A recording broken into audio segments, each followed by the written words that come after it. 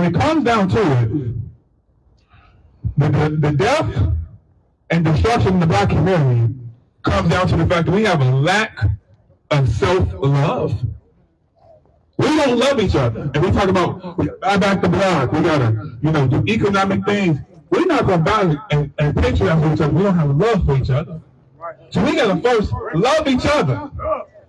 But how can we love what we do not know? Huh? Y'all kind of quiet. Again, am I speaking Chinese? I need y'all give me some I'm back. I need some power response. How can we love what we do not know? So before you can love yourself, you gotta first know yourself. That's right, minister. And once you know yourself, you fall in love with self. And once you fall in love with self, you can love others. Y'all missed that one. That's right. Y'all can take that, copy and paste that, drag and drop that, take that home, repeat that to your mama. Just give me credit for quote, okay? So you gotta start with knowledge of self.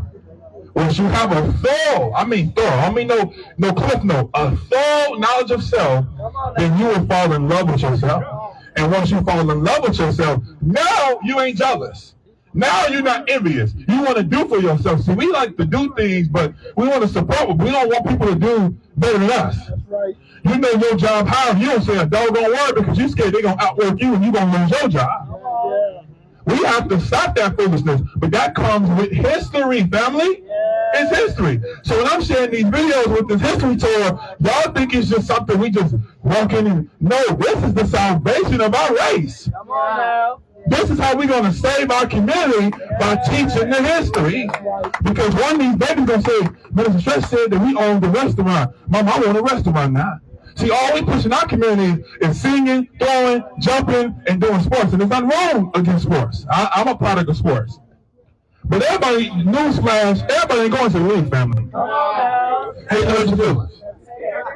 It just ain't happening. You got 1 million black boys.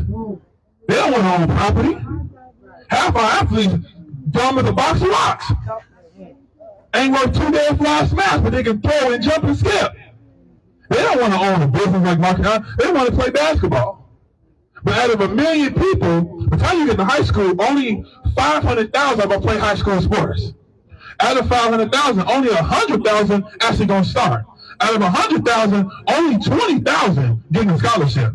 Out of 20,000, only 7 will go to the league. You got 1 million people chasing a dream, only 7 going to have?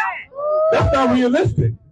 But what is realistic is teaching them to become entrepreneurs and business people and doctors and lawyers so they can take their money and come back and buy back the block. Yes. It's too many of our athletes, they're not taught to come back. And I'm not knocking athletes. I'm telling us to understand the better solution because we got all these athletes, not one on property on Jackson. I ain't saw a raider, a nader, or alligator over here. But your son want to be a raider. We got to start raiding on Jackson, raiding on Monroe, raiding on 8th Street, and support these businesses. And let's go back. Somebody say, buy back the block. Buy back the block. But you got to first know what you're buying. Yeah. See, Marcus is up on history. His father's walking history. He didn't just buy a random piece of property. He bought a property that he knows had the first black barbershop over here with Jackson's barbershop that was opened in 1942. It's history.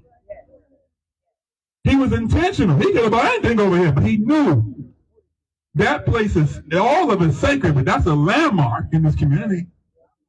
So we got to start with the history